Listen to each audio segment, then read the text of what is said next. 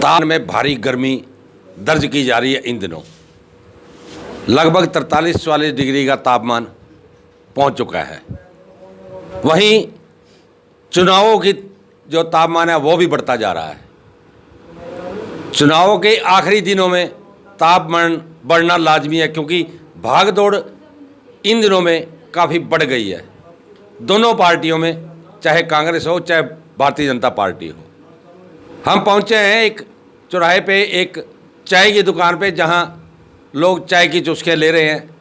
इतनी भारी गर्मी के बावजूद भी चाय में उन्हें आनंद आ रहा है, क्योंकि उनका कहना है कि गर्मी ही गर्मी को मारती है, जिससे चाय उनकी जो बढ़ रही तापमान है जो उसको समाप्त करने में हमारे काम आएगी। हम बात करते हैं ऐसे लोगों से कि इन चुनावों में, जो लोकसभा के चुनाव इन दिनों चल रहे हैं, इन चुनावों में क्या क्या मुद्दे छाए हुए हैं, किन चुनाव है किन मुद्दों पे हो रहे हैं। क्या नाम है आपका? दीपक सैनी नाम है। दीपक जी, आप बताएं कि इन दिनों जो चुनाव चल रहा है, ये लोकसभा का चुनाव है, लोकसभा चुनाव में क्या क्या मुद्दे छाए हुए हैं, या किन मुद्दों पे चुनाव हो रहा है, क्या मुद्दे होने चाहिए? मुद्दे तो जो बीजेपी ने अपने कार्य पूरे कर दिए, जो मुद्दे थे ज़्यादातर वो पूरे हो चुके हैं। 370 होगी, आयुष्मान कार्ड हो गए, राम मंदिर हो गया, आर्टिकल 370 होगी, ठीक है, लद्दाख को अलग करने वाला विषय हो गया। तो काफ़ी से मुद्दे बीजेपी ने समाप्त कर दिए, और नए मुद्दे हैं जो बीजेपी के, वो बहुत ही अच्छे हैं।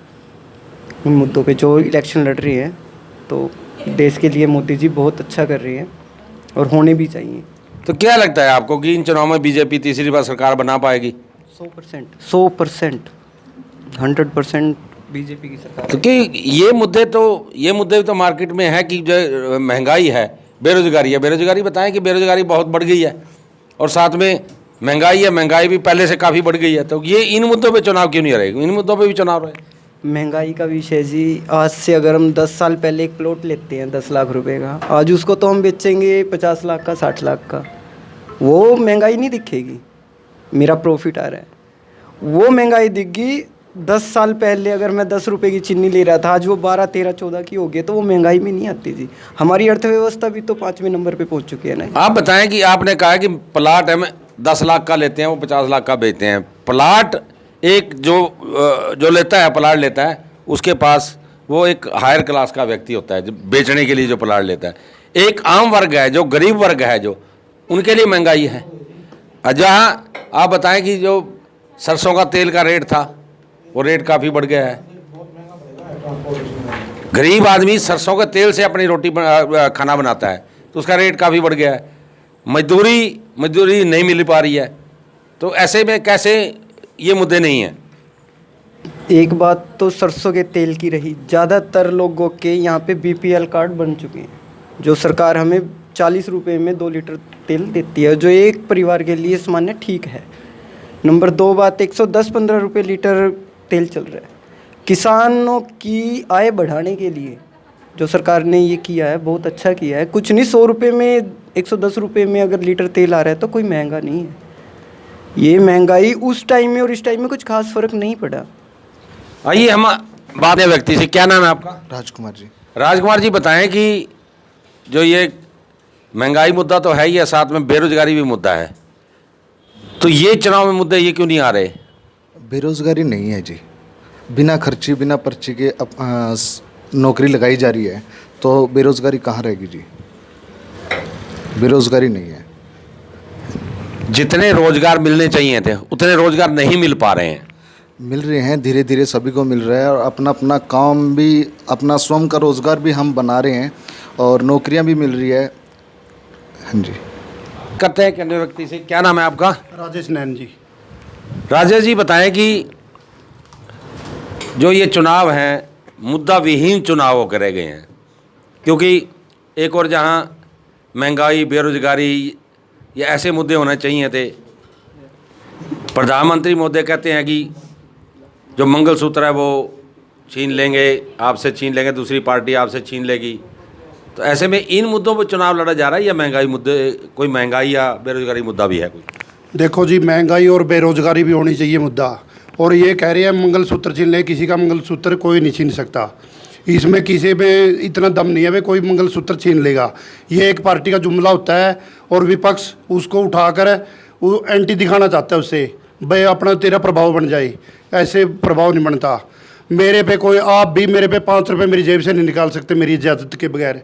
और मंगलसूत्र हमारी औरतें है, इज्जत है हमारी, उसका मंगलसूत्र छीनने का हक किसका है वो सोचना पड़ेगा। ये तो एक पार्टी पे जुमला होता है, अपने को ऊपर उठाने के लिए दूसरी पार्टी पर कुछ ना कुछ तो थोपना पड़ता है। और महंगाई की बात है, ऐसी कोई महंगाई नहीं है जी, ये भी एक जुमला ही बन रहा है। किसान को क्या नहीं दिया इस सरकार ने। उड्डा की सरकार में एक बार रेट आया था, आज उड्डा के गुण गा रहे हैं वो लोग। इस सरकार में मैं दावा करता हूँ, मैं किसान हूँ, 3000 से ऊपर फसल बिकी है जो जीरी दान होती है अपनी, उससे नीचे कोई भी किसान आके मुझसे पूछ सके भाई 3000 से नीचे इस सरकार में 5 साल का मैं रिकॉर्ड देता हूँ, नीचे बिकी हो तो मेरे पास आकर जवाब ले सकता है। हमारा फसल का रेट बढ़िया है, वो थोड़ी खामियाँ हमारे किसान भाइयों में भी है, वो अपने वो दिखाने के लिए सरकार पर थोपते हैं। हमारे ज़मीन का रेट था 50,000 रुपये ठेका, आज 1 लाख रुपये ठेका दे रहे हैं मेरी ज़मीन का। वो ये नहीं सोच रहे भाई तुम भी तो महंगाई बढ़ा रहे है, सरकार पे न थोपो। सरकार जो रेट था वो मिल रहा है सरकार। अब भी दान कम से कम 45,000 रुपये के करीब बिकी है जी। फिलहाल आप ऑनलाइन भी निकाल के रेट देख सकते हो। ये तो एक जुमला है किसान का भी अपने उस कतर। ये विपक्ष बगाता है जी, कांग्रेस वाले हमारे पास आते हैं, बाप ये को इस पार्टी को नीचा दिखाओ। देखो हमारे तो सभी काम बन रहे हैं बिल्कुल। तो आइए हम एक अन्य व्यक्ति से बात करते हैं। क्या नाम है आपका? मेरा नाम गणेश है जी। गणेश जी, आप बताएं कि जो ये चुनाव चल रहे हैं, इन चुनावों में अब की बार किसकी सरकार? अब की बार मोदी की सरकार। मोदी सरकार ही क्यों? मोदी सरकार ने 10 साल में देश की दिशा और दशा बदलने का काम किया है। चाहे सुरक्षा का मामला हो, हम सुनते थे 2013 से पहले देश में बम विस्फोट हो गए, ट्रेनों में सीरियल ब्लास्ट होते थे। हमारे माँ बाप कह के भेजते थे भाई इस लावारिस वस्तु को मत छेड़ना, क्या पता उसमें बम विस्फोटक हो और खतरा हो सकता है। ये चीज़ें मोदी ने आते ही इनको ख़त्म करने का काम किया है। और इसके अलावा हमारी सेना को मजबूत बनाने का काम नरेंद्र मोदी जी ने किया। चाहे उनको हथियार देने का काम हो, नए नए हथियार, नई नई चीज़ें, मिसाइलें, टेक्नोलॉजी, लाइट विजन कैमरे सब दिए हैं। और इसके जीता जागता उदाहरण जब हमारे देश में बालाकोट का हमला हुआ, मोदी जी ने आतंकवादियों घर में घुस के मारने का काम किया, जैसे सर्जिकल एयर स्ट्राइक हो।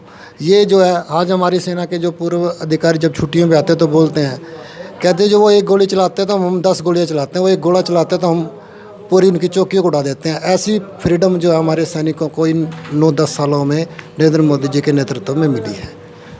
अभी पिछले दिनों बाद कल के है कि जो योगी जी हैं उनका बयान था कि अगर तीसरी बार सरकार आती है तो 6 महीने में हम पीओके पे कब्जा कर लेंगे।